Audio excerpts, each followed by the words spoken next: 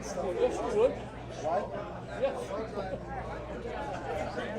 Yes, I would. No, I don't think so. It's fixed. It's on. It's ready to go. Good. Al's here.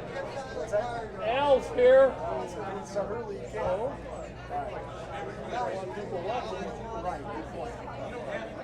I'll let everybody see if you want to keep here, hopefully until Tony. That's all right. Just walk quietly and I'll start reading. It's a joke, but just start laughing. Have we done the sound check yet? Well, we'll do it again. Yeah. Let me check. Yeah, well, let's check it. Just real quick. Check, 1, 2, 3. Check, 1, 2. There's no sound in here. There's no sound in here. Check, 1, 2. There's no sound in here. Well, we're here. Check, 1, 2. Can you hear me? Hey, Lance, can you hear me? 1, 2, 3. That's what I said. Yeah, I know. That's them. It's good in here. I can hear it right there. Check, 1, 2. Turn it up a little bit. Check, 1, 2, 3. Can you hear me now, Lance? Can you hear me now? Check, 1, 2.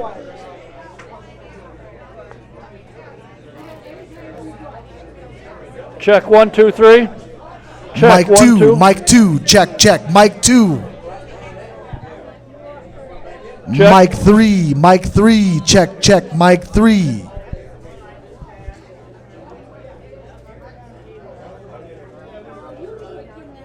Check, 1, 2, 3. Charlie, can you hear me? Charlie, can you hear me? Charlie, can you hear me? Can you hear me? I know you're talking, but can you hear me? Dave, can you hear me? Will, can you hear me?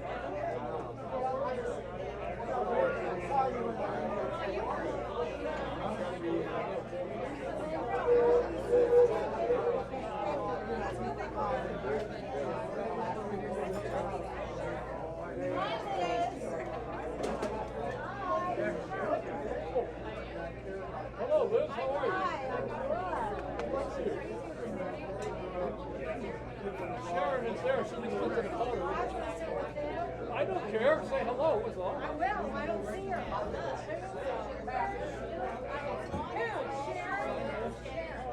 Her person's up there. She went back to the back. She'll be back here.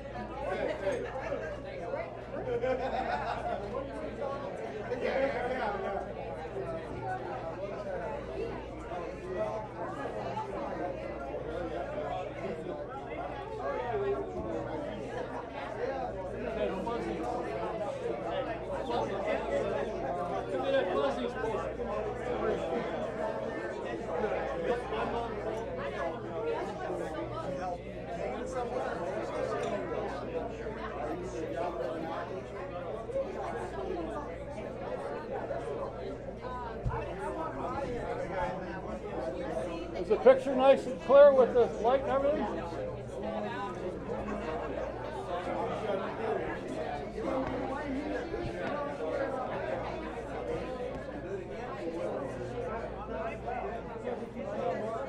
Hey, Chuck.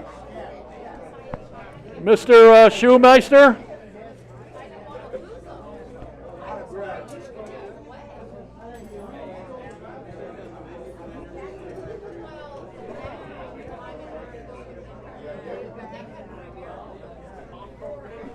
Mr. Schumann.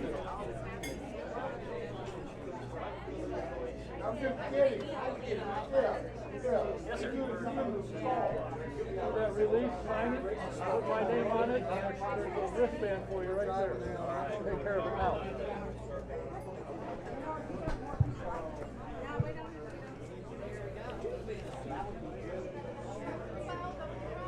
I think you're right. What's that? He is whacking his business. How you been? Good, good. What are you up to? Well, just working on, been traveling with Theo as usual. Why? Why'd you let him alone? Well, Hello, I Scott. got How to are you? make sure he's not chasing girls. He's chasing targets. Yeah, so what's the deal? You're chasing the girls, and he's shooting at the targets. Hey, I'm not. Al, thanks for coming. Appreciate it. No, thank you. No, thank you. Yeah. Oh, don't listen. me up here? No, not yet. You want me? It's over here. You and Robby. If he shows up.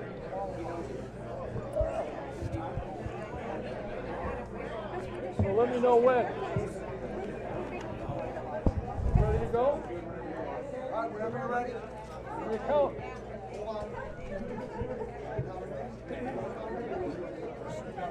All right, we have 10 seconds. Okay, Don, you know we need to be out of here. That's why you're up first. 4, 3, 2, 1. You're on. Welcome to the Autosportradio.com 2017 show. I'm your host, Don Kay. We are live from McGilvery Speedway at 30th and High School in Speedway. I hope you can fix that now. Tonight, the auto race. I'm sorry. I know. I'm. That's the way I am too. Cuckoo. Hopefully, they're going to take care of it. We're brought to you by Honda, Honda HPD, the Indianapolis Motor Speedway, and the Verizon IndyCar Series. Got to mention something very important, actually. Yesterday, in fact, Saturday morning, Sharon's daughter flew into town, and yesterday was her birthday. She came up to have her birthday. I want to wish happy birthday to Sharon.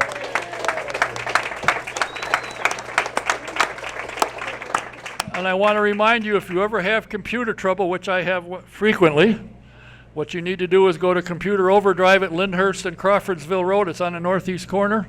Ask for Jack. He can take care of it, or give him a call. Make an appointment. Number is 317-328-0766. My first two guests of the evening are up because they have other engagements, but they were kind enough to stop by here.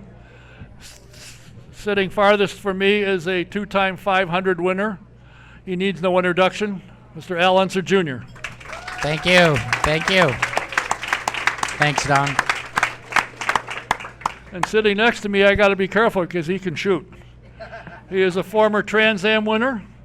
He is a former champion shooter, and he can fling hooey with the best of them. He goes by the simple name. Please welcome Mr. Willie T.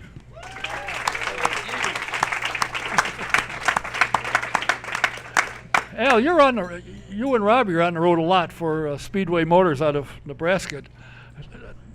Does this fit into your schedule? Actually, it does. Yeah, we go and play around with the Speedway Motors cars at Autocross and so on, and yeah, we had an open weekend this weekend, and of course, what better way to spend it than at Indianapolis Motor Speedway? What is your thought on what Tony has been able to build in the 4 or 5 years with SVRA, now having part ownership of a series you're familiar with, Trans Am? I think it's fantastic. I think, we've had so much fun, and especially Willie and I, we've been doing each year. This is kind of like our special time. We go and we do radio shows and TV shows and stuff like that, and we start cracking each other up so much. I really don't know what to say. How bad it gets. See, it gets Willie. Willie gets pretty bad. Theo, but Theo, are it's- you listening to this? It's so He's telling good. tales. It's so good that I was able to talk my dad into racing in the Pro-Am this year, and so he's on his way here, and he's going to be out there mixing it up with all the rest of us. Well, I got to tell you,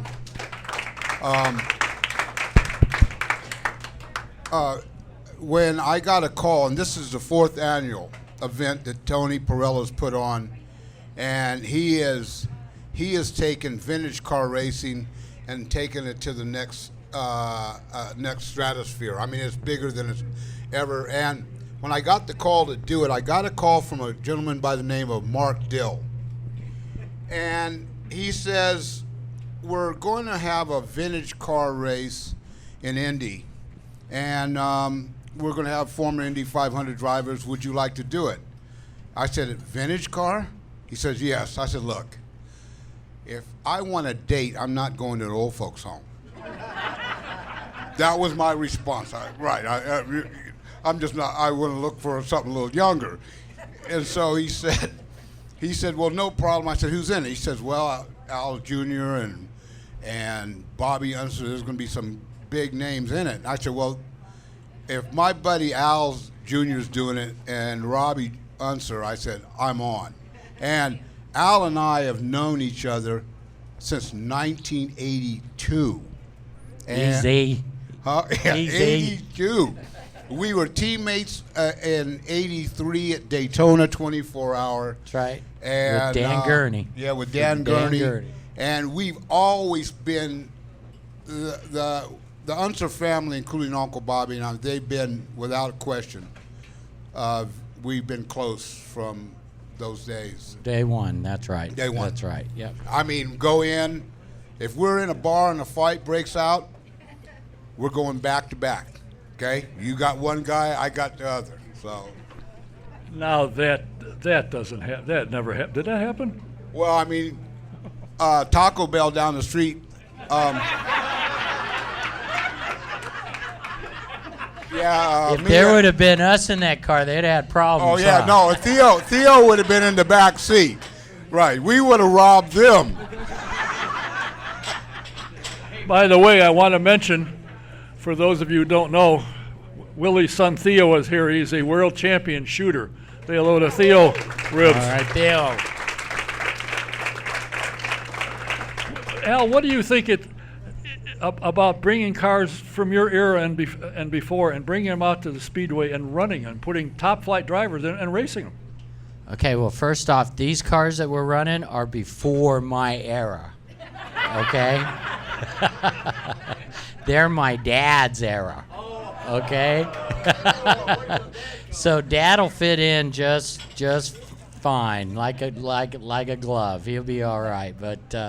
But no, honestly, we get out there and we run them, and they're a lot of fun. We get out there, and the amateurs, and most of them are the owners of the car that we share our driving duties with, and so it's their pride and joy out there, and they get out there and they drive them hard, they race them hard, and they expect us to do the same thing, and so, you know, it's been a lot of fun.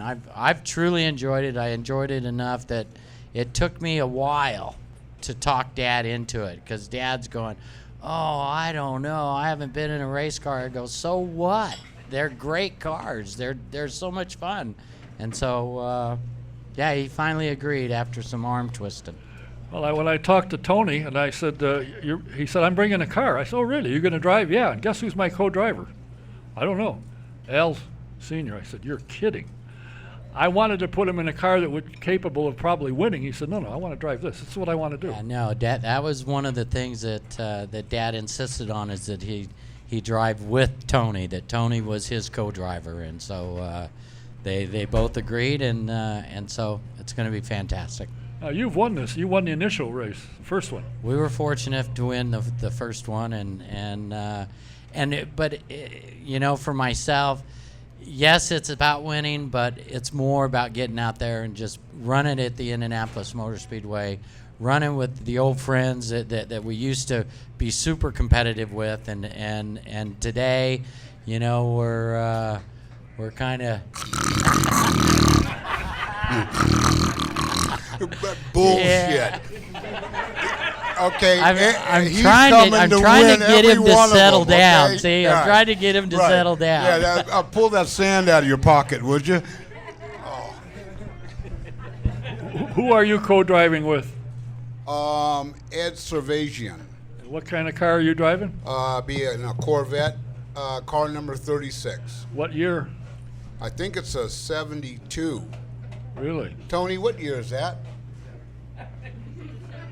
What's this? 72? 72, that's when I got out of high school. You got out or were thrown out? No, actually, they said, we've had enough of you. You know, and, you know, I went to the last day. Now, your dad was in the plumbing business. Correct. Why didn't you follow in your dad's footsteps? That's true, right. I can, you know, the problem with plumbing business, you can't chew on your nails. That's for sure. Yeah, right. So, but my dad didn't pay well. Now, if my grandfather founded the company, now I'd work for him, but I wasn't working for my dad. Your check wasn't there on Friday. Really? No. So, racing was more fun. It was better than getting a job at McDonald's? Pardon me? It was better than getting a job at McDonald's? Well, it was, you know, at least you knew, you know, that you weren't cooking. But you got on the track, you were cooking. Oh, yeah. No, we've had, and just so everyone will know, there's a movie documentary coming out on my career that Adam Carolla's doing, which will premiere in the late fall. And my cousin Al, he's in it as well. And Bernie Ecclestone, Bernie's in it. Uncle Bobby Unser's in it. And there is going to be an interview on July the 6th with none other than Caitlyn Jenner. Caitlyn Jenner. Caitlyn, well, it used to be Bruce, now Caitlyn. And because we almost got in a fist fight in Portland in 1987. Him and Scott Pruitt were buddies, and we sort of had a little problem after the race. So he wants to talk about that. And he asked me. Tell us about it. It was a little, yeah. We don't. I want to know about now, the interview now. Well, Tell us the about interview that. now is going to be Caitlyn, and the question is, would you? Well, I wouldn't then, but I'm thinking about it now.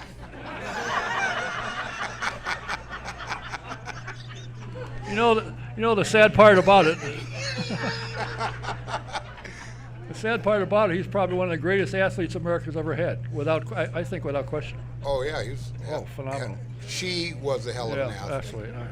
Now, besides having a fisticuff with Caitlyn Jenner, you also, when you got into IndyCar, got help from Bill Cosby. Is he going to be interviewed?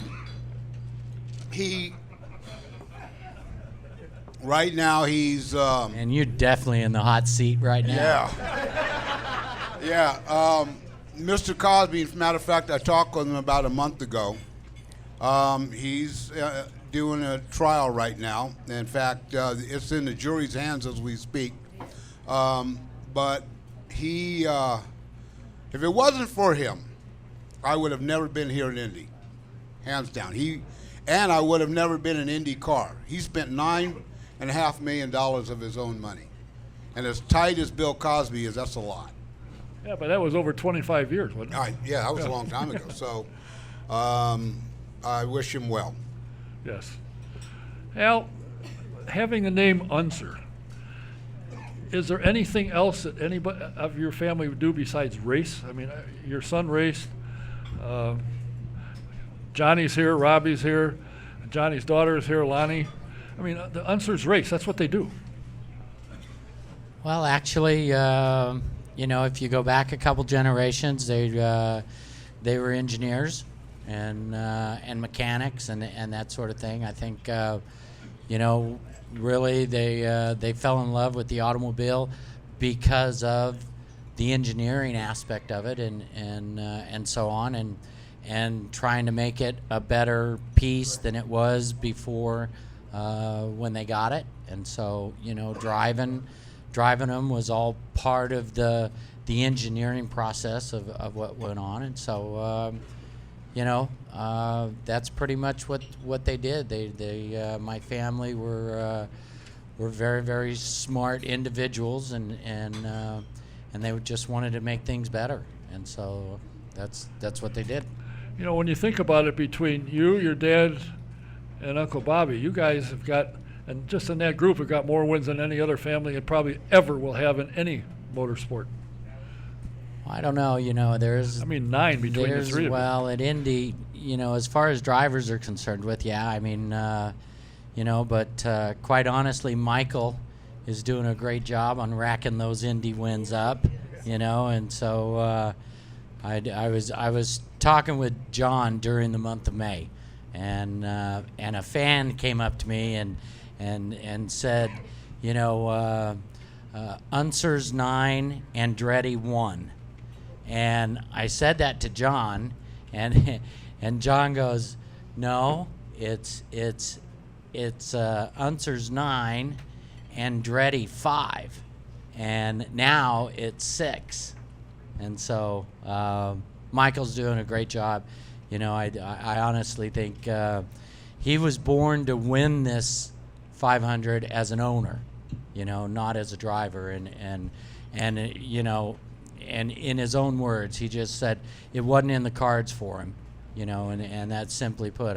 92, the year that I won it, he was checked out. That was his race, and then of course the split happened in 96, and it kept us all from coming here and racing, and myself included with Michael, and so there was those years that we didn't even compete, but he's come back. Michael's got a hell of a race team. I mean, it's strong no matter where they go, and so, it's going good. And I hear from their crew, the first guy in the shop every morning is Michael, and usually the last guy to turn the lights out is him as well. He keeps an eye and helps everything. Hey, this is a 24/7 business, and Michael definitely knows what the game's all about. So, Willie, you made a huge mark in Trans Am racing. Now Trans Am has joined SVRA. Tony bought a part of it, and they're going to be running this weekend. Are you going to be in a Trans Am car? No. Why? No, just. Why? Well,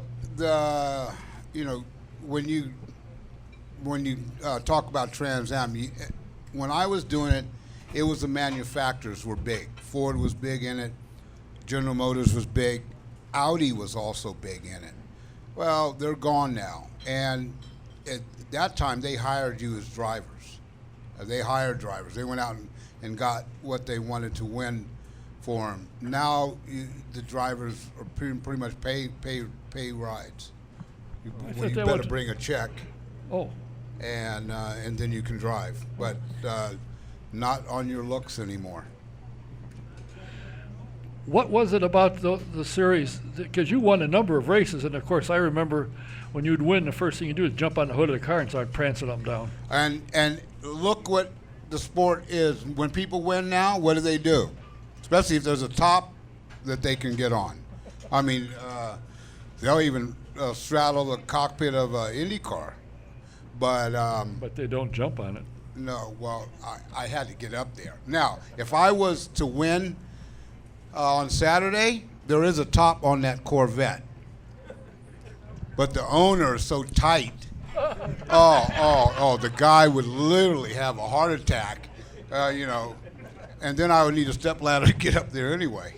I mean, you can't jump up there anymore? Oh, no. Watch it. No, You there's a almost- lot of things that I ain't jumping up on anymore. Oh, really? Are you bragging or complaining? Oh, man. Complaining, yeah. I know. Yes. What's it like for you when you got, in fact, both of you, you guys come back here, you see the turnout we have here, people want to see you. You walk in, they want your autograph.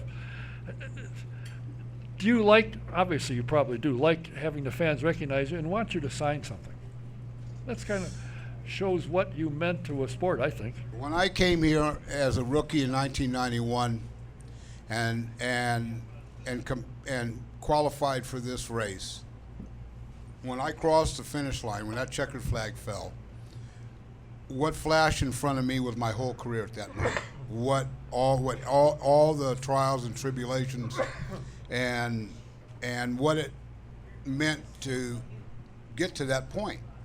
And one of the biggest things about being in Indy is not just winning the race, but being in the race, which is being in the Super Bowl. And it's coming back here. This race, this vintage race, was a vintage race the first year. The second year, it was sort of vintage, vintage MVP. Now it's vintage on steroids. I'm telling you, the owners, everybody wants to win this race because it's Indy. And I can tell you, everyone here, if you think you're going to see just a little parade out there, you're going to see a race. And, Robby Unser's sitting up there staring into space like he doesn't know it, and so is Johnny. Oh, yeah. Yeah, well, I understand there's some engines in this race that you're going to need earplugs. You know what I'm talking about, John Martin? You? Yeah. Yeah, yeah. Oh, yeah, it's going to be strong. And in fact, John was telling me he was taking some of the media around today. He said, that car's quick. I'd like to drive that. Whoa. Oh, and they're loud. And they get louder and louder every year, which means something. It means your hearing's fading and your... Power. Power. Yeah. That's what it means. Well, do you think these guys are working on the cars when they leave here for next year to get some more power on them? The tech inspectors are going to have pockets full of $100 bills. Didn't Ray Everham and Elliott build a car? Ernie Elliott built the engine. Bill Elliott's brother, of NASCAR fame, Ernie built the engine and all night doing it. Right. Wasn't drinking any moonshine. Straight coffee. Right. And he's got Ray Everham as a co-driver. Look out. Yes. There's a good field of drivers that a lot of you guys had run against through your careers. And I would think it's got to be fun because a lot of them you don't see that often. And you get together here and you can tell stories. And by the end of the night, there's a couple of guys that didn't qualify that won the race, according to their story. I saw Jose Lee Garza for the first time last year since I was a kid, okay? And it was Jose Lee Garza's first Super V that I got into. My first Super V was Jose Lee Garza's backup car. And so he was a big part of me getting started and on the road to Indy is for myself. And so to see Jose Lee after all these years, I mean, it was really special. And like I said earlier, to see these guys that you competed with and against so many years ago, and to see them today, and the camaraderie that is there today, because yes, we're competitors, but now we're more friends than we are competitors, and it's just it's a great time. We have a great time out there. There's a fan walk that happens at noon prior to the start of our race, and there's so many fans out there that enjoy being able to walk up to the cars and the drivers and talk to them, and it's just it's a great time. So, does anybody come and talk to you? Other than the police? Well, I thought maybe the IRS might stop by.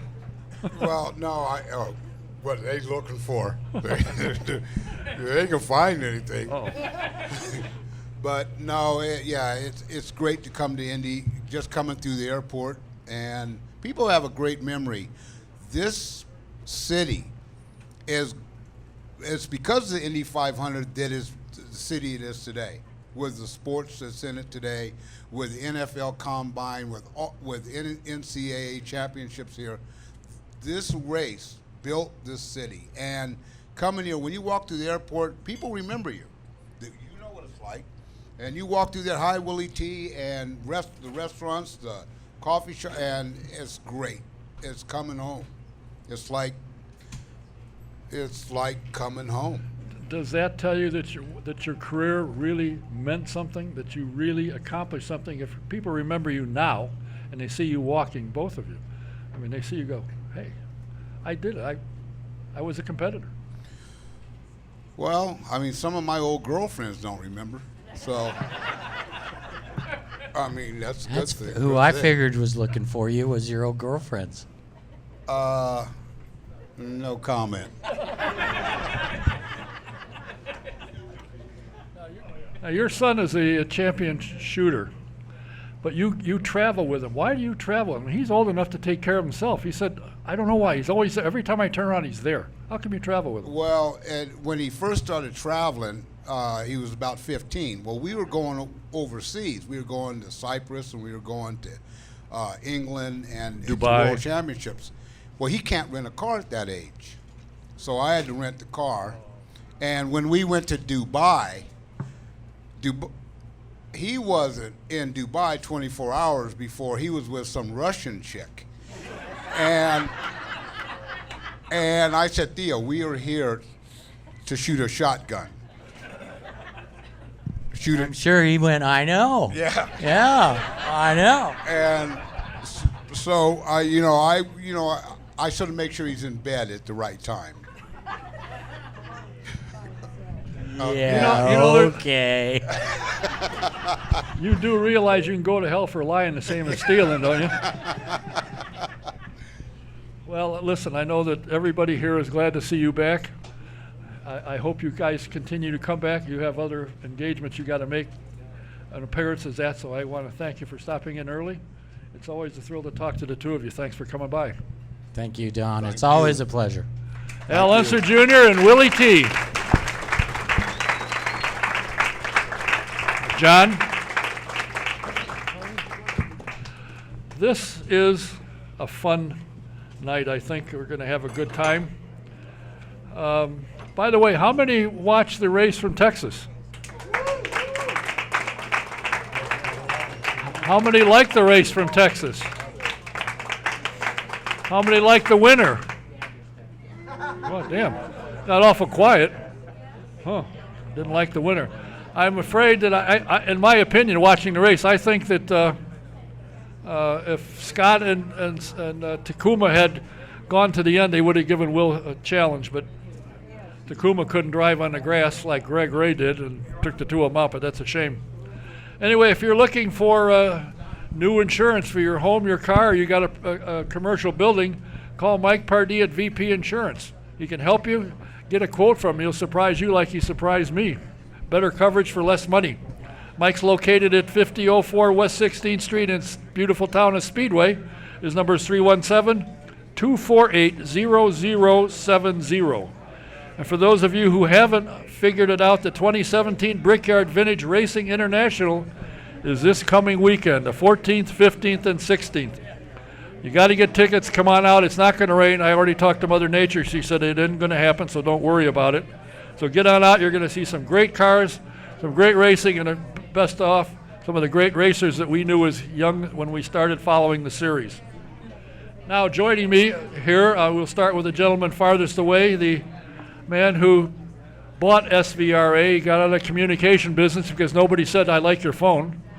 So he got into a racing business that he loves, and they say you got a great series, so that part he likes. He is the president and CEO of SVRA, and it is growing like a weed. Please welcome Mr. Tony Parella.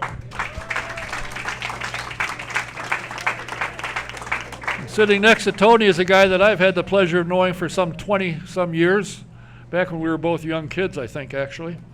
If there's anything to do with a race car that he can't do, then it's impossible to be done. He can build them, he can maintain them, he can teach how to drive them, he can handle it all. And he's one of the good guys in the sport of motorsports, and he's now a crash investigator. So if you hit something, don't look for him. He won't be good. My good friend from California, please welcome Mr. John Martin.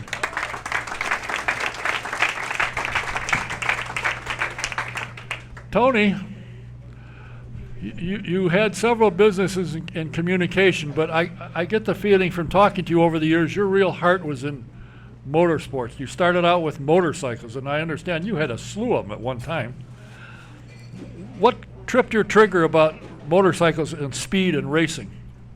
I grew up as a dirt racer in upstate New York, and at 16 years old, my parents signed for me to let me drive, and I rode. I did amateur stock cars initially in Rolling Wheels in upstate New York, Canandaigua Speedway, and Weedsport Speedway, and fell in love with racing. I really fantasized about racing at Indy, but life got in the way, and I had to buy end tables and curtains and diapers and get a real job. So that dream never was realized until many years later when I showed up here as part of SVRA. What attracted you to SVRA? Well, I sold my last company, and I was at a crossroads. Do I go back to corporate America and involved with telecommunications, or do I do something that I really care about? And at the stage of life that I was in, it was pretty clear to me the path that I needed to go was with SVRA. And honestly, it was, I've many times referred to it as a lemonade stand. It was so small. To this day, there's only 9 full-time employees, but we're not a little company. We, and any given weekend, we'll have 65, 70 people working, and we do 15 events a year. And when you consider the speedways we race at, the sponsors we've attracted, the magazine we've built, we're a real business now. But it's not driven by the money. It's driven by doing something I truly love. Now, speaking of the magazine, as I said, Tony bought a part of Trans Am series. There's some Trans Am magazines. I think this is the second issue, and there's some programs from this weekend's thing. There's a few of them, so don't knock each other down trying to get them. Plus, there's some posters. And is there any Ed Carpenter fans in the house? There's a big banner up here. It's a Fuzzy's banner if you get to it without hurting anybody. It's here. John, what attracted you to racing? Because you have been able to do everything. I mean, you've built cars, you've adjusted cars. I remember when you and Dick Simon were driving for Rolla. You guys were in the shop before the crew ever got out of bed and working on your own cars. What got your heart pumping for racing and motorsports? We wasn't working on them before they got out of bed. We never did go to bed. Well, I know that. We'd work maybe 3 days and nights and then take a nap. Yeah. But that's when we had a lot of energy. No, what got me interested in this was the vintage era of it. The Corvette that I drove in the vintage the first couple of years was the exact same car exactly like the one that I was a national champion with in '65. And I knew how to make it run then. It's the same car now. And it brought back a lot of memories, and I enjoyed it very much and had a lot of fun and met a jillion people that I hadn't seen for years, and also a lot of my IndyCar race fans that I never got to meet before that I got to meet during the series. But you have worked on built cars. You worked, I think Bill Simpson had a couple of kids that were getting into the sport, and you mentored them. You've been involved in all aspects of motorsports. Well, I've built everything. My first professional car I built in 1966, and then it bolted me into a lot of everything was professional after '66. So all my life since 1966 has been in racing.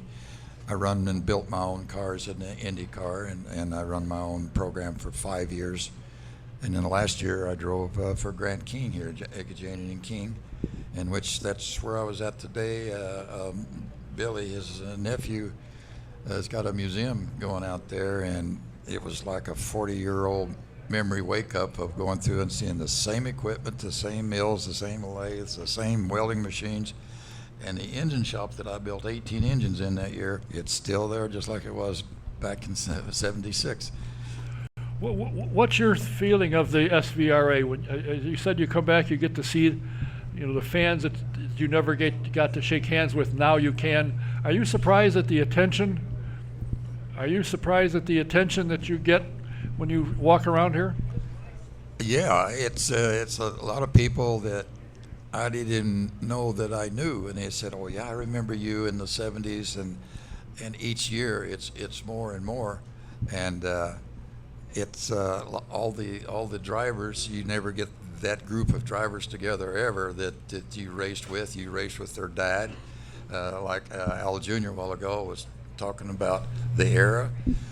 Well, I remember when he was 10 years old driving a steel. I think he stole it, probably a golf cart. Him and Robby, you two guys were out speeding around in this golf cart at Ontario and having it on two wheels and all that stuff. I remember that back in the '70s. So yeah, it takes me way back, and it's nice to be able to run with the younger Unsers now. Tony, what prompted you to get involved in Trans Am? Now, Trans Am years ago in the '70s was a big thing, and it seems to have kind of tailed off. Now you've gotten involved in it, and they're running here. What are you looking to accomplish with Trans Am? Trans Am, first of all, growing up, was what I followed as a kid and saw Trans Am race at Watkins Glen. So that was something I was exposed to as a young age. They ran, when I bought SVRA, I did an experiment with Trans Am the first year at Sebring, and I let them race on my weekend with the vintage cars. And I really studied the effect of the people watching the race, how it would work with the vintage race. And by the second year, we ran together at COTA, VIR, and Sebring. And we also did a race at Homestead together. And by year 3, I had made up my mind I wanted to be involved in it because it really gave me something else to market for the gate. And there was a lot of vintage guys that wanted to go really race hard with Trans Am with this TA2 class we have. And there were TA2 guys and Trans Am guys that had older cars that they wanted to come play in vintage. So there was some good crossover. So last June, I made a significant investment in Trans Am. I'm a partial owner in that. And this year, I'm bringing them for the first time as part of the SVRA show to Indianapolis. In fact, Trans Am, in its 51-year history, has never raced here. So this will be a first. And I think the fans of Indianapolis, true race fans, they put on a hell of a show. I mean, we got, I think there's close to 80 or 78 entries for the Trans Am between both class, the TA2 and TA. And Amy Ruman's a 2-time champions racing here. And so it should be a really good show. They light it up. And one features on Saturday and one is on Sunday. But I'm also bringing them to Watkins Glen as part of my show. And so I think they run a COTA with me. So they're part of my longer term strategy to, in a sense, hedge my bets, to make sure I got a professional series and an amateur series, to really make sure I'm hitting the mark for the fans, that they got something that interests them that they're going to want to see. It's interesting to me because the fans that I know that go out to watch your event, I mean, they see the cars that they saw as kids, and here they are. They look like they're brand new. They run like a top, and when they get out on the track, these guys, as somebody pointed out when they got out of a car last year, these guys aren't fooling. Or with Paul Tracy, these guys aren't fooling around. They're out running, and they're out there to have fun, but to win. I think there's some cases. I don't think people realize this.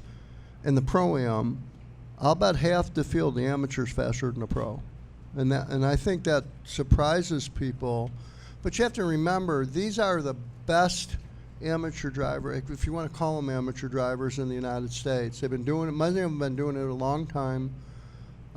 They're well-funded teams. They don't bring in crap to the track. You're talking as well-prepared cars as anything you'll see in professional racing, and they're very serious about it.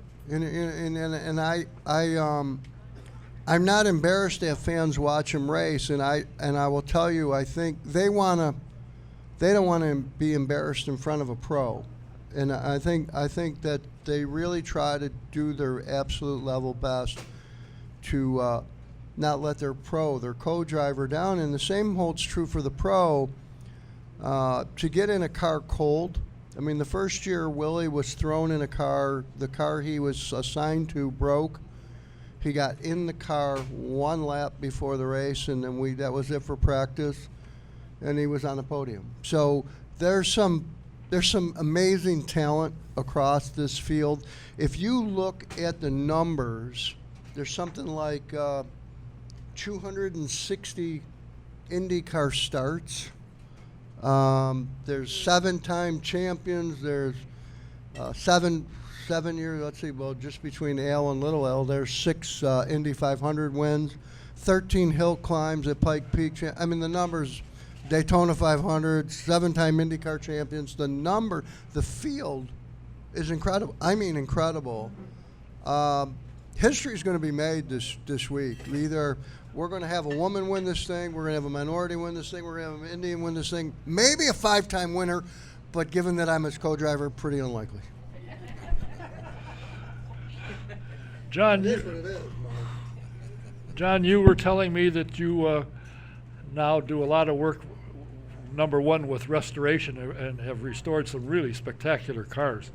And you spend a lot of time restoring cars now, among other things. Yeah, a lot of time, but I've slowed down my my hours. I only work about 16 hours a day now. I don't work like I used to. Yeah. But did Linda tell you have to come home for a sandwich or something? Well, once in a while I do that. See. Yeah. Okay. If I'm in the same state, that is. I see. Yeah. But I do it all over the United States: New York, Long Island, Colorado, wherever the gunfight is. That's where I go. So when you get on an airplane, you got a toolbox you're dragging instead of a suitcase? Nah, I ship the toolbox, but see. sometimes I just get in the car and drive. And I can beat the flight there that way. Just talking of Trans Am, I was an old Trans Am driver in the 60s, and I drove and built the American Motors Javelins. So having that Trans Am race here this weekend brings back a lot of memories when the word Trans Am come out. And at that time, it was the most popular race in the United States. Was when the muscle cars were in Trans Am, and I still meet people here that have some of those old cars that in that time, and it's a good feeling to see that all over again. And you also analyze crashes. You take a crash and they call you in and you get a vehicle that matches it and you crash it and analyze what happened and how and why. Well, I recreate what happened, and I also do what it takes for it not to happen.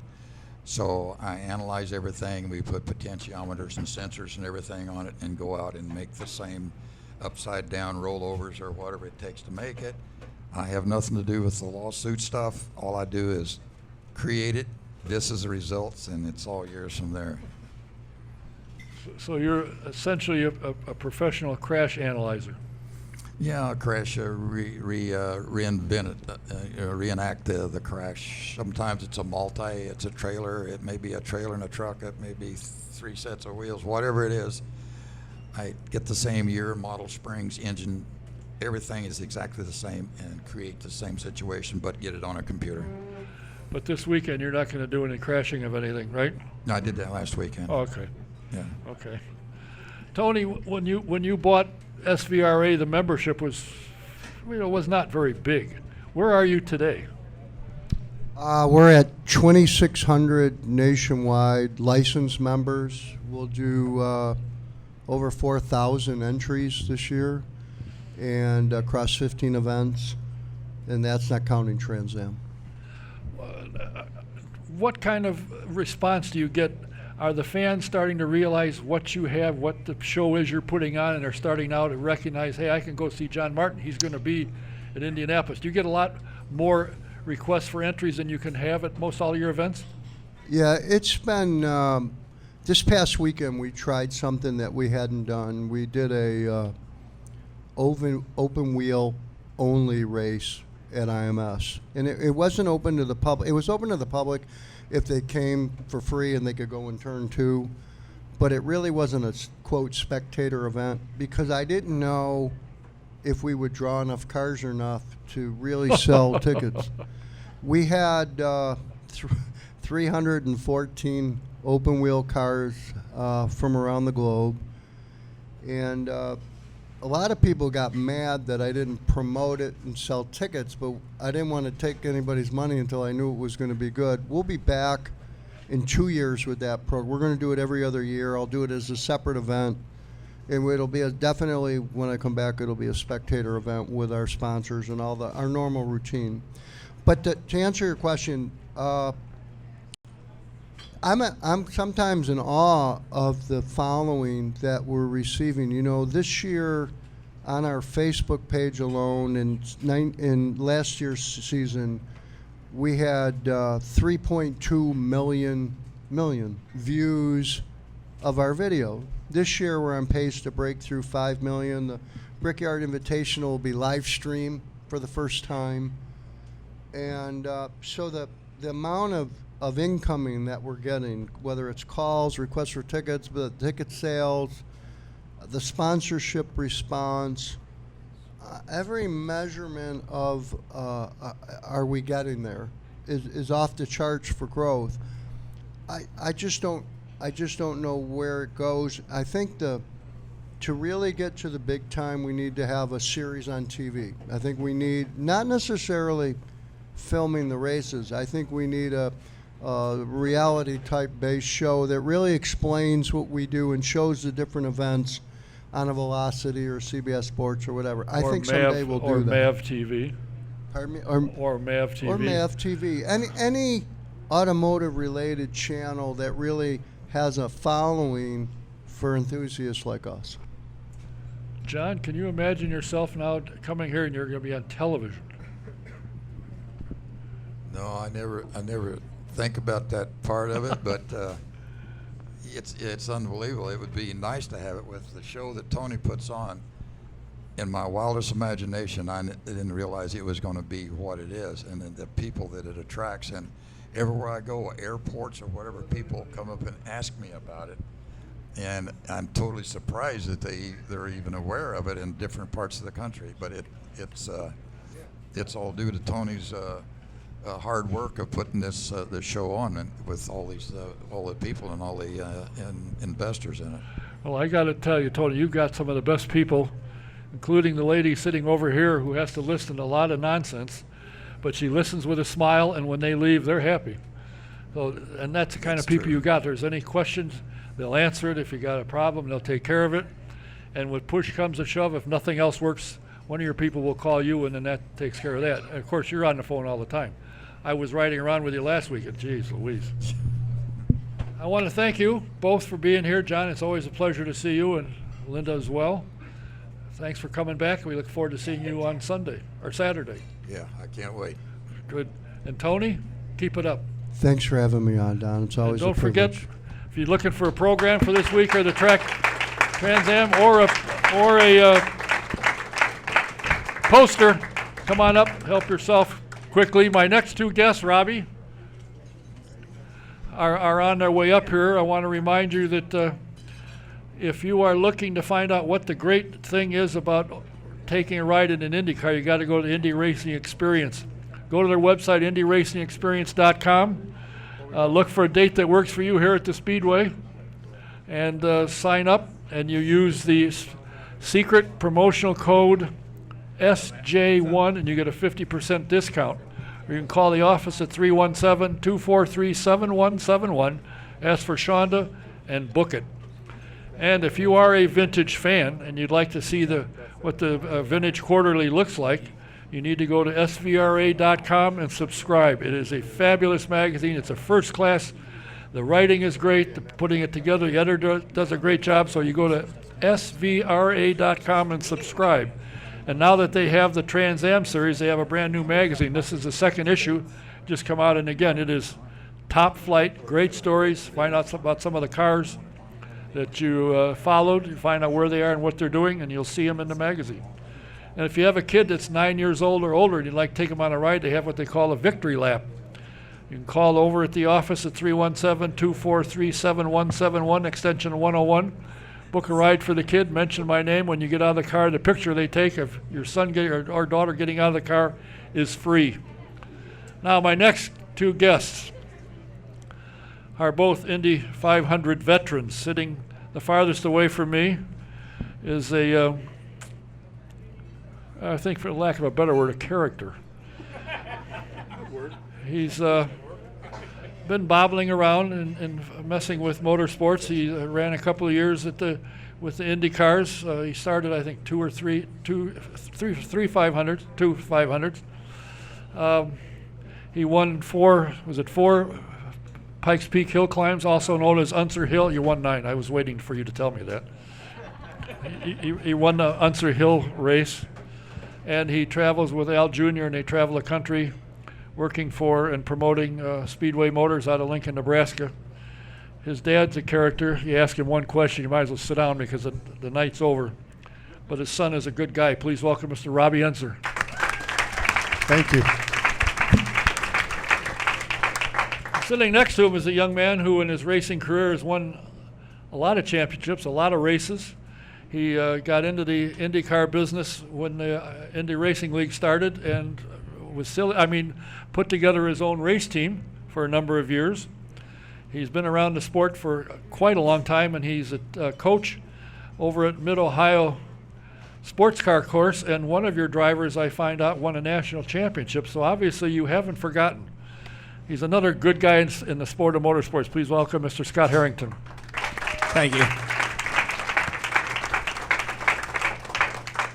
Robby, how many days a year do you spend at home? Oh, more than I'd like. More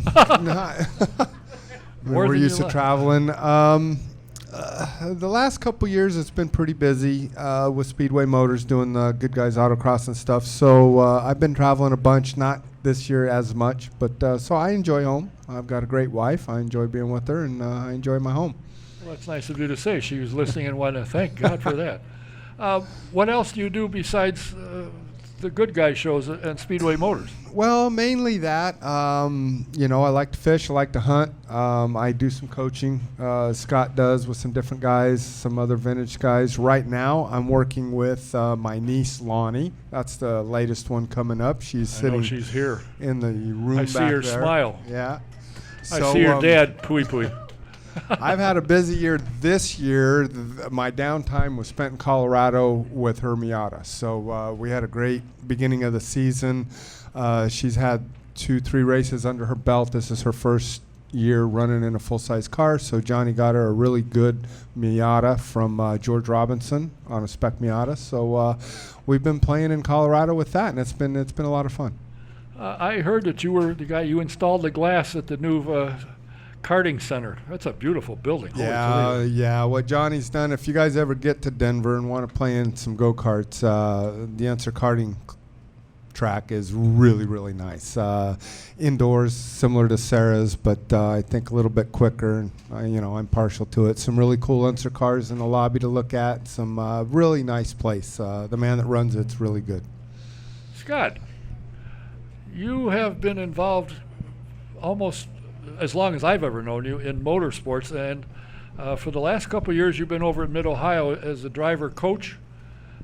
Yeah, actually, I was one of the original 5 instructors myself, and some of you guys might remember Chris Neifel that ran Indy cars, and Brian Till.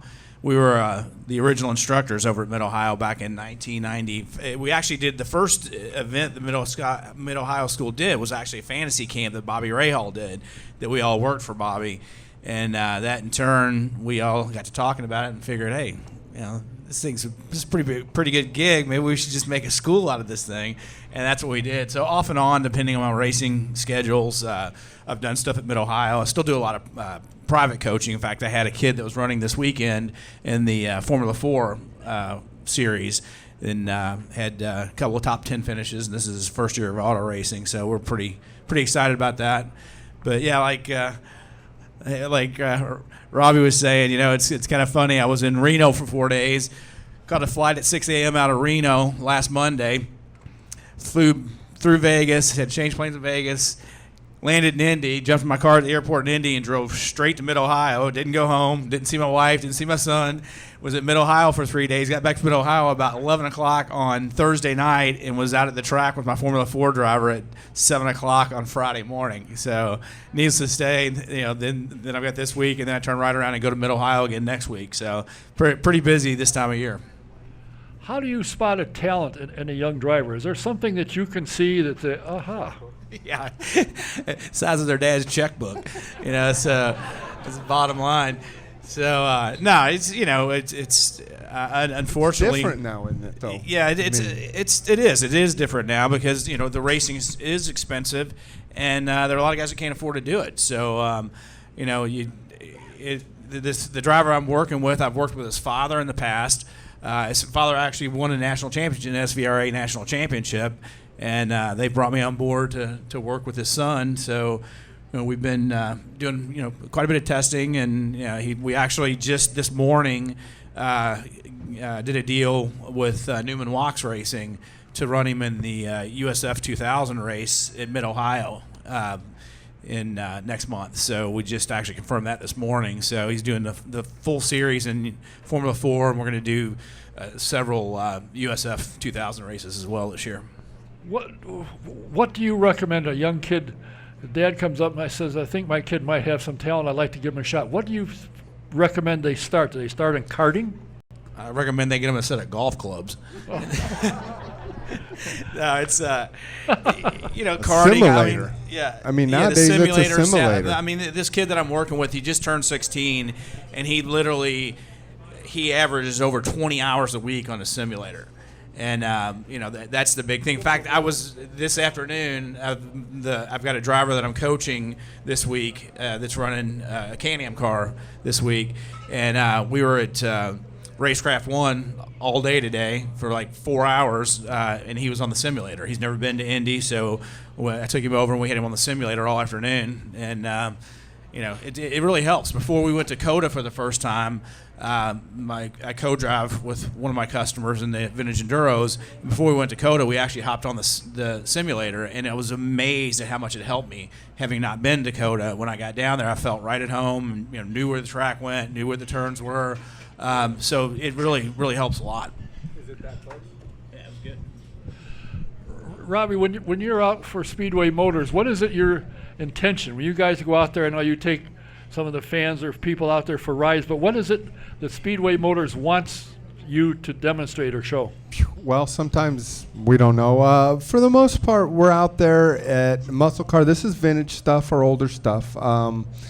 I guess I would call it the pro touring type of cars. I don't know if any of you guys, so you take a 70 Camaro, put a really nice new engine, rack and pinion, new brakes, and turn it into something that'll run with a new Vet or a Mercedes. Pretty much is what they're doing these days with these cars in general. So we go to shows, we do autocrosses, we go to different tracks, LS Fests, and different shows like that. So not really racing head-to-head, but really tough driving, really good driving, very competitive, and very controlled little tight spot. And it's amazing. I mean, these cars are 700 to 800 horsepower, 3,000 pounds, running 335 tires all the way around. They're really pretty quick. I was disappointed when you left IndyCar because I thought you had potential. I think you had a number of top 10 finishes, several top 5s. I think one race you finished 5th, if I'm not mistaken. It seemed to me that a little bit of what Daddy Poops had worked onto you, and I was really disappointed when you had to leave the series because I thought you had great potential. Well, thank you. I've enjoyed driving my whole life, and I love racing. It's something that all I've known since about 4 years old. With that said, sponsorship and As you know, our family doesn't write those checks, so we didn't have to worry about that part of the deal. So it was a difficult time. I mean, Scott and I we were in the IRL very similar times. It was during the split. It was difficult to get sponsorship through those times. And, all of us struggled, and I think there's a lot of us that had really good talent that would have had a better career had we have had maybe some different things happen. So it's not always luck on the track, I would say, in motorsports that really ends up making or breaking a driver's career. Scott, you got your own sponsorship. You started your own team. What made you want to do something like that? I didn't want to do it, but but I wanted to the race. First time you think you can do it. So no, as Robby said, the sponsorship thing is just. I mean, obviously it's a big part of it. I mean, to give you an example, I did my first IndyCar race in the kart series in 1989. I was IndyCar IRL Rookie of the Year in 1999. Okay, Same exact with me. 10 years. I did one race, and 10 years later, I did the full season. So, bottom line is that the sponsorship thing it's tough. It's a hard thing. We thought we had a deal with another team, which ironically I ended up running Indy with the following year, but that fell apart. We had a chassis. I had some sponsorship and from Certainty Building Products and Gold Eagle Chemical Company, and so. Basically, the first race was, at Orlando, and we had about 30 days, and we rented a shop from Bob Lazier and hired a couple of people, and never said I was the smartest guy in the world, but we went racing, and we actually, our second race out, and we finished 4th at Phoenix, in only our second race, so, we were competitive all year, we've managed to win, Rookie of the Year, even though I broke both my legs and my right foot and 3 ribs at Texas. We used, Dr. Scheid really helped me out. It's actually the prosthetics company that did Alex Zanardi's prosthetic legs. They actually made some really thin carbon fiber casts for me that were open-sided on one side that I could Velcro on and wear under my suit. So I'd use the crutches to go to the car, and then, hand the guys the crutches. I'd shimmy in the car, and then after the race, they'd hand me my crutches, and I'd crutch away, But we worked too hard to get there, and, we were leading Rookie of the Year points, and I was like, hey, if there's any way I can get in the car, I'm going to get in the car, and obviously my dad's been a big help. It's kind of funny, doing this event because I grew up around the racetrack, and we had automotive-related business. We had my father had an automotive repair business, and then later on we had a race shop and a prep business. And but my father ran in the Trans Am series in the late '60s and early '70s. And one of his best friends was Alan Barker, who was a 4-time B production national champion in the Corvettes. So it's kind of funny because I grew up. I mean, these cars we're running are the cars that I grew up with. I mean, I remember being at the racetrack. I remember being at Mid-Ohio and Elkhart Lake and Road Atlanta and places. And when Mark Donahue was running and Parnelli Jones and Revson was running and George Fulmer and on and on and on. And it was really cool to get to go out and run these cars. And it was kind of neat because last year I got to bring my dad and Alan Barker and 4 of their other old Trans Am and club racing buddies to the race last year.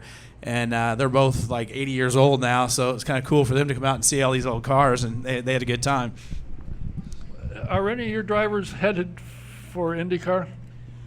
Yeah, I mean, I've got the one driver I'm working with right now. His name is Jacob Abel, and the kid is really, really good. I mean, he doesn't have much experience at all, but like I said yesterday, the Kyle Kirkwood checked out, won by about 13 seconds, but the battle from 2nd to 10th, we could have thrown a blanket over, and he was right in the thick of it. And this is the race, the 3rd race this weekend was only his 4th car race ever. He ran the first race at Homestead, got taken out in the 2nd race, and we couldn't get the car back together for the 3rd race.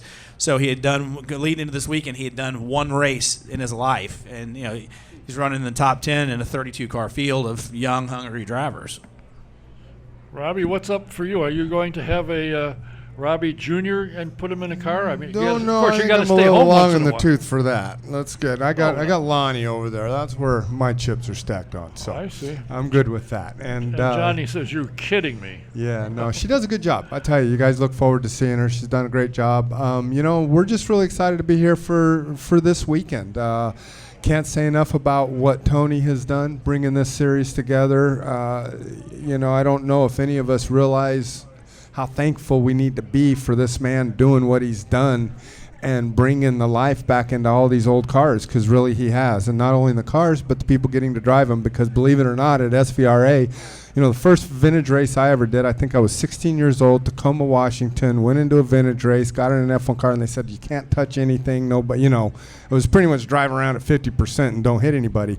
And Tony Parella has turned this into, it's a race. I mean, these guys are, we're driving these cars for all they are, and everyone that does. I mean, these guys have these F1 cars or these old Can-Am cars, and they have the full outfit. They're running them just like they did competitively then. And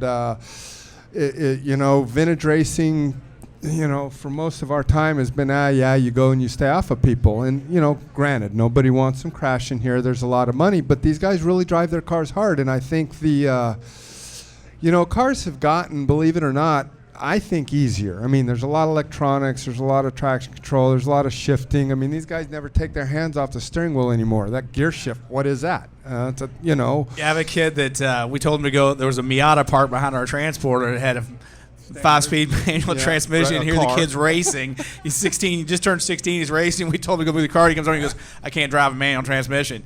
So that's it's kind of funny. But, I think along with what Robby's saying, obviously we all owe a great gratitude to Tony for doing this, because this deal is so much fun to do. And I don't think that Tony necessarily knew what he was getting into when he started this thing, because I'll never forget the first year being at the drivers meeting on the very first year we did this. I've been fortunate to be here every year, and really thankful for Tony and Mark and everybody that's had me be a part of this great event. But it was so funny being at the drivers meeting. Tony stands up and was like, hey, guys, this is all for fun. I don't care who's fastest. And I mean, like 15 guys were like, well, we do.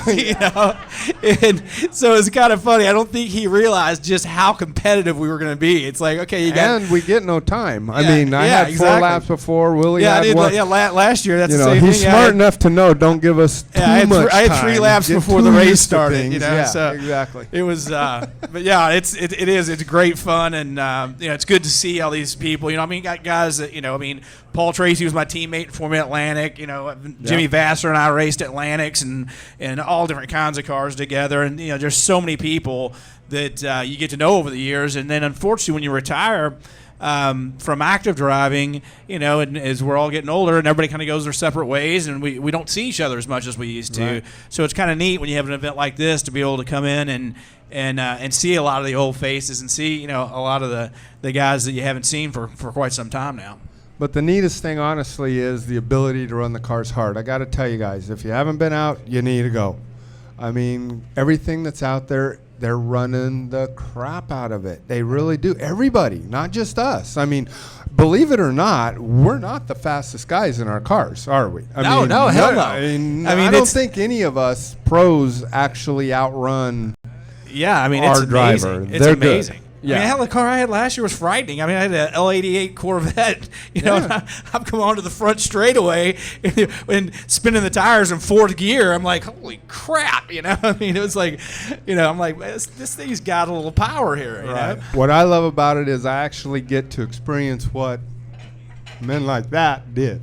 Really did. And they did it all the time, and so it's a great thing. It's a wonderful experience. I don't know the kids realize what they miss in driving. Okay, we really do. With vintage cars, you're driving.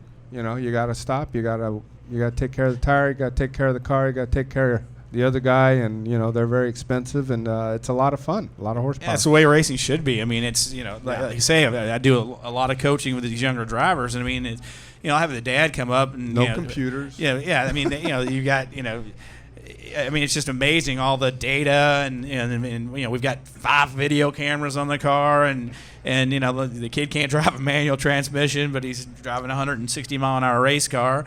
But it's kind of cool to get to, again, especially for me, because I can get to see what my dad drove, because these are the exact cars that he drove. That's the fun part. It's pretty awesome. And these cars, as Robby says, you got to drive them. I mean, I have these parents that'll come up and they'll have the kid with them. Hey, what class do you think we should run? And the first thing out of the kid's mouth, does it have paddle shifters?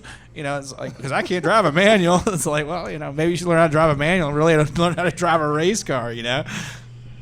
Well, I think it's going to be a great show. I hope everybody is going to come out and watch. You should if you don't. There's definitely, we're going to be driving the you-know-what out of some beautiful pieces of art at the end of the day. It's amazing, too. I mean, I've brought some friends that I've gotten to know after I stopped driving full-time, so they never really got to see me race or anything. And Tony and Kim and everybody from SVRA has been real gracious in making sure that they, give me passes and whatnot. And so I've had a number of people out here. And I mean, literally about a month ago, my phone starts ringing and it's like, when's the vintage race? You got us hooked up? When's the vintage race? Because they love it. They weren't race fans before, and they, absolutely are all over it. I've heard the same thing. Yeah, because they came out and they're like, wow, this is pretty awesome. So, it's, as Robby said, if you haven't seen it, you're definitely missing the boat, because it's some of the finest racing and most fun you'll ever have. Well, I think I'm going to go. You've convinced me. I'm going to be there. Are you sure? No. Yeah, I'm sure. Yeah. I want to thank you guys for coming here. Thanks for having us. Thanks for having me, for sure. Absolutely. He's a local guy, but he's never here. Please say thank you to Mr. Scott Harrington. Thank you. Thank you very much. And the young man sitting next to him who wanders the country and stops home once in a while to do his laundry. Heck of a driver, good guy, Robby Unser. Thank you, guys, and please come out and see the race this weekend. My next two guests are on their way up. I want to remind you, if you haven't been to the Speedway, yeah, that's a flashlight. Oh yeah, by the way, if you're looking for, we got the magazines, we've got the posters, we've got a Fuzzies poster up here, and we've got some flashlights. One of the sponsors of SVRA, these are high intensity flashlights, so that's what he says. Ask him, he'll give you one. What did I just say? By the way, let me see. I forgot to mention, too, that we were talking about the Mid-Ohio School, that Johnny's daughter, Loni, is actually a product of our Mid-Ohio School. So, yeah, so she came through one of our schools last year. So she's one of our newest additions. And I want to remind you, as I started to say, if you haven't been over to see the A.J. Foyt exhibit over at the museum, you need to get over there. It is a friend of mine went over there and he was teary-eyed when he saw all the cars that AJ drove, and I understand AJ looked at a couple and he said he'd forgotten he'd driven them. So if you get a chance, you got to get over there. The AJ Foyt exhibit at the Indiana Museum on the Speedway. It's a great time. Now, I am joined by one nice smiling face and some old guy. We'll start with the old guy at the far end. He is a former driver himself, part of the Unser family. He is a member of the race control for the IndyCar Series, and he's a driver coach and a representative for Cooper Tires and the Mazda Road to Indy program. And I just found out when I was looking up a bio that he has built a beautiful indoor karting center. And in addition to that, I guess you own the outdoor facility, which is right near the stadium where the Broncos play, or their training center, one or the other. But if you look up, Google him, Johnny Unser Racing, and pull it up, and you see this facility built. Holy Toledo. Please welcome Mr. Johnny Unser. Thank you.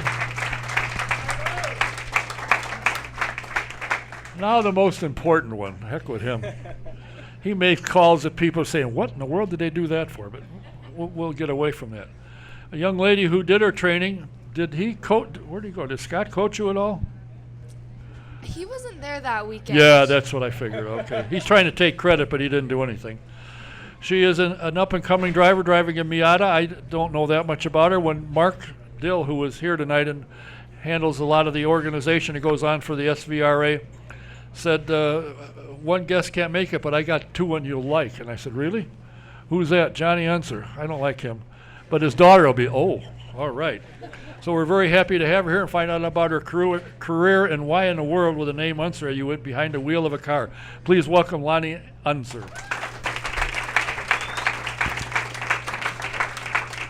Johnny, why is it that Unsers are involved in motorsports of every sort? If it isn't building karting centers and helping and coaching kids in the Mazda Road to Indy program, a race official for the IndyCar series, can't you go sell pretzels or something somewhere? Go ahead. You know, I don't know, but I've been in love with the sport since I could remember. I've always wanted to be involved any way I could be, and I'm really fortunate to be able to start my career and see where it goes. But it's awesome getting to spend time with my dad and my uncle Robby, and it's been great. Now wait a minute. It's great spending time with Uncle Robby. Boy, are you that desperate? Good grief. Yeah, he's been coaching me, and it's been a lot of fun, and comes out every weekend and is a great support, and then get to see my dad too, so. Oh, that you get to see. Oh, that's nice. What does your mom think about this? She's excited. She's of course a little bit nervous, but oh, really? she's probably not as much as me. She's been around it for a long time, so she knows how it goes. What possessed you with everything else you're doing to decide to build, and I'm sure you probably laid some of the brick to build a karting center? What brought that? And it's in Denver, incidentally.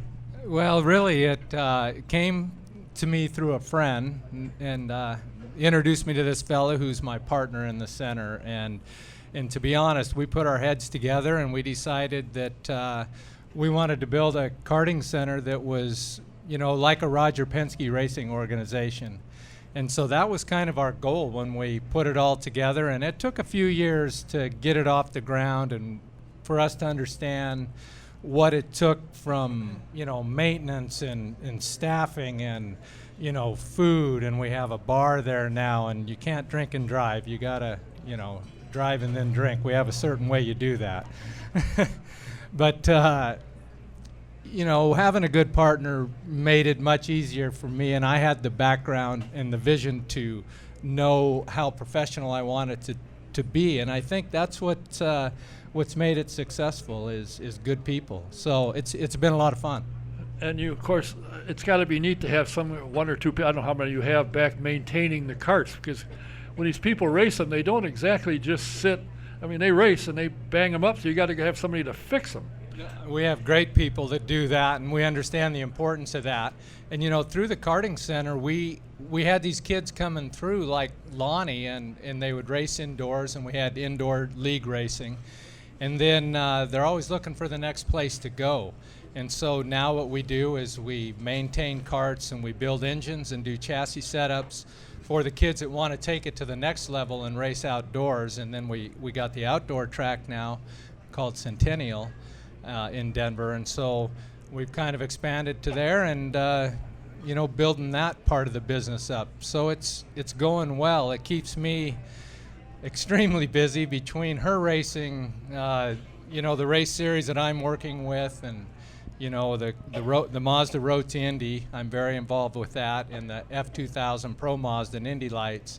So I'm in most of the IndyCar races and that business, and I have a ride and drive business that we launch new cars and do sales training for automotive manufacturers, and that keeps us real busy too. So there's not a lot of time at home during this time of the year, but to be able to spend time with Loni and in all her races is really refreshing. And then to be able to come here to the Speedway, and Tony gave us the opportunity and made this deal happen for Loni to run here.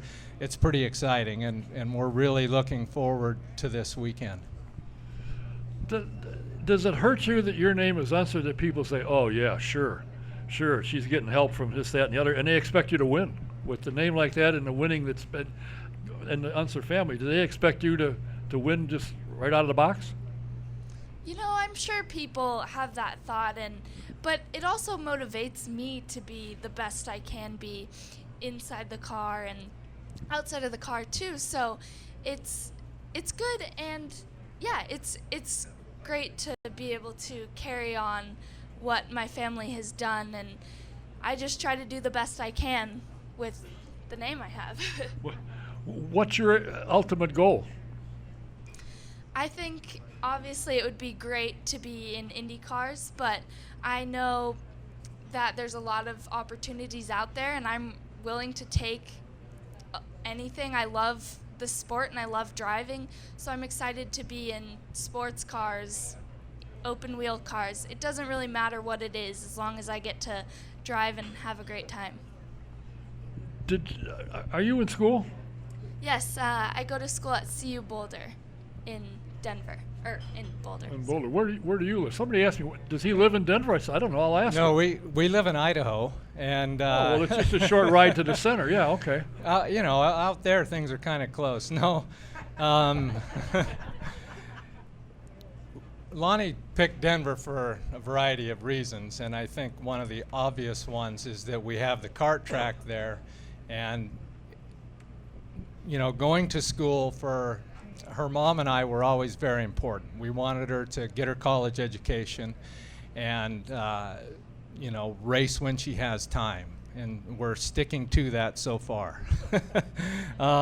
Colorado is a good place. It's a great university. We've been really impressed with it. And they have, NASA is the racing organization there, and they do a really good job. They have about 24 cars in Spec Miata. So we thought that that would be a good place for Loni to get her start in full-size cars, and she can go to school during the week and run on weekends. And we've been running since kind of end of February, 1st of March, pretty regularly. So she's getting a lot of seat time in the car, and it's the races have been good. It's refreshing to go back to club racing.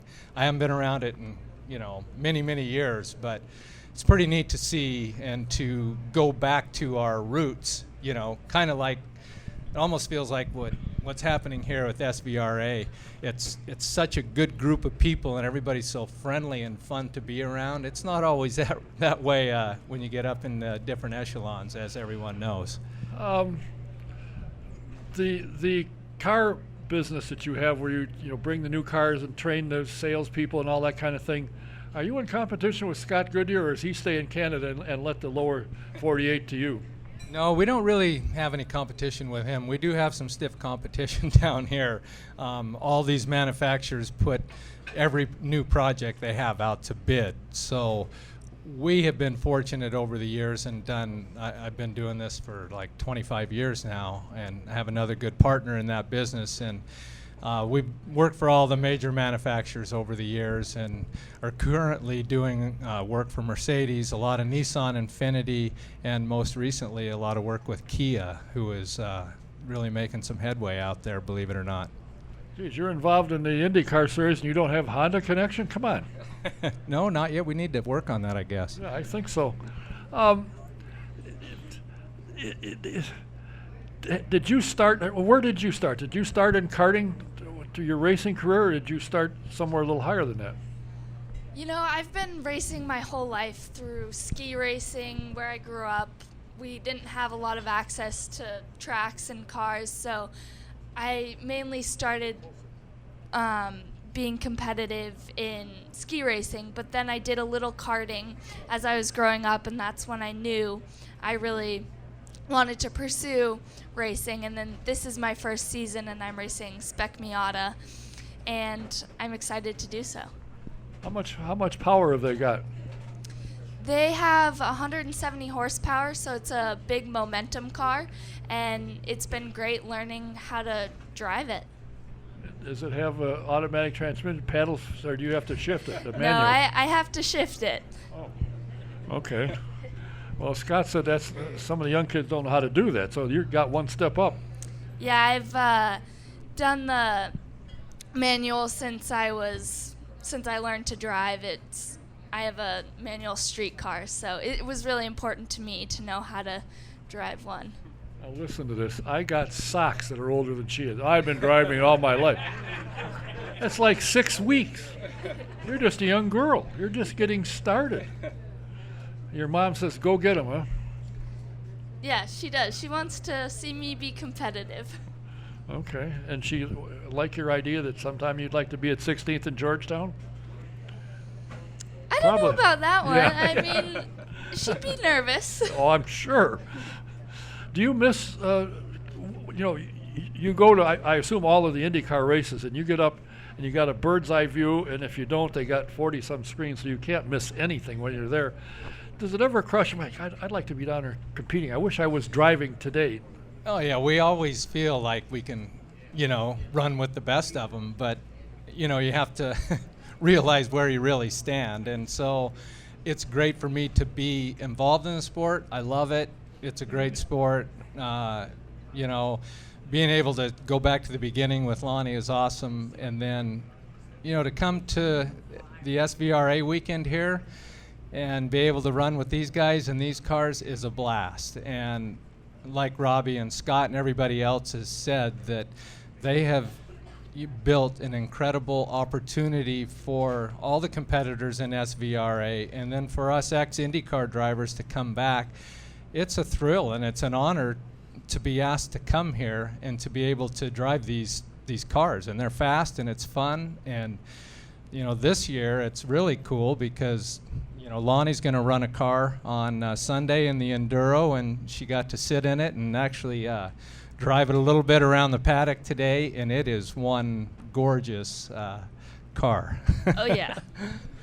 Well, since the first time I met Tony, I've been impressed and what his goal that he set out to accomplish, and he's doing it probably, I am suspecting, faster than what he thought. But, to get all you guys and gals together again, and it's got to be different. You wanted to beat the hell out of him on the track, but now you've kind of mellowed out a little bit, and you get to see him, and guys and gals that you don't get to see very often, you get to hang out. And I've heard some of the stories that they're full of baloney, but it's fun to listen to, and it's got to be fun for you guys to compete against each other again.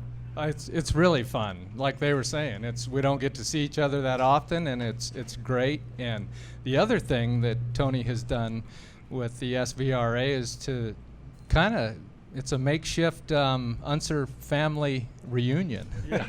And we don't get a lot of time together as a family. This is probably about the closest that we come, and everybody kind of checks their guns at home and leaves them there and comes together here at the Speedway. And it's awesome. I think this year will be the most.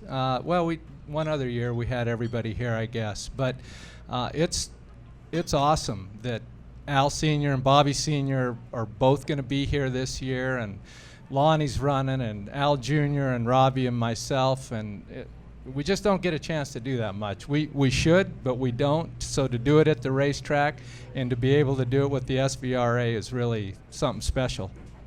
And for those of you who don't know, the Grand Marshal this year, the guy who won't say a word, Uncle Bobby, is the Grand Marshal. So I hope they don't have him make a speech before the race, or it'll never get underway. Well, I wish you nothing but the best. I hope you graduate summa cum laude from college, and that your racing career takes off. And next time you're in town, let us know. I'd love to talk to you again, see how you're doing. Yeah, thank you so much for talking to us today. It's always a pleasure. I talk to your dad. I say hello to him. He does once in a while says hello to me when I walk by. If I don't see him, he doesn't say anything. He just walks on by. Well, we want to keep an eye out this weekend. Keep an eye out for, what's your car number? It's number 8.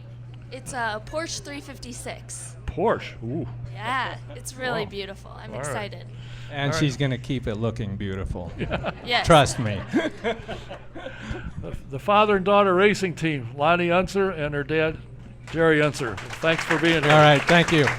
Thank you. My first scheduled guest for next week, I was told that he is available. He will be here. The president of the IndyCar Series, Mr. Jay Fry, will be here. I don't know who else will be, but Jay will be here. And if you remember the last time he was here, he mentioned 3 or 4 things he wanted to accomplish in the series, and by golly, he's done it. So we're getting him back next week, and we'll find out what's new. Till next week, thanks everybody for being here. Thanks the guests for showing up. Thanks for Mark for helping me make it happen. Good night. See you next week. Yeah. Help again. There's a couple of